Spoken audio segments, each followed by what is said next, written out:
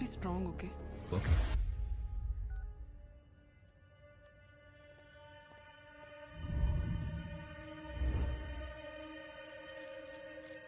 Mister Vikrant, how can you do this? They are miners.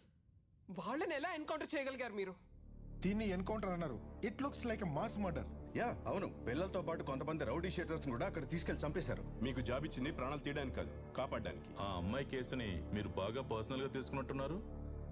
Vikrant, we need an explanation right now. Minors చనిపోవడం నిజమే, కానీ నేను encounter చేశానన్నది అబద్ధం. వాళ్ళు ఎలా చనిపోయారో నాకు తెలియదు, కానీ వాళ్ళు అక్కడికి ఎలా వెళ్ళారో మాత్రం నాకు తెలుసు. నేను చెప్పేది అందరూ జాగ్రత్తగా వినండి. ఏసీపీ గారు మీ మీద చాలా నమ్మకం పెట్టుకున్నారు.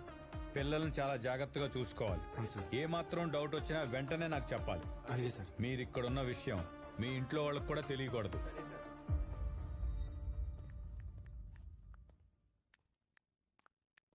They are innocent, Vicky.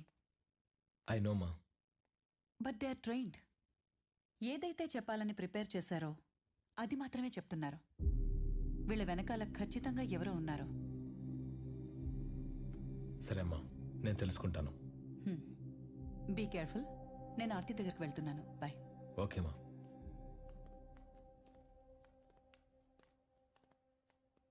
అందరికీ ఇన్స్ట్రక్షన్స్ ఇచ్చాను సార్. రేప్ కేసులో సరెండర్ అయిన మైనర్స్ ని కోర్టుకి తరలిస్తూ ఉండగా మార్గం మధ్యలో తప్పించుకొని పారిపోయారు. వాళ్ళని పట్టుకోవడానికి పోలీసులు తీవ్ర గాలింపు చర్యలు చేపట్టారు.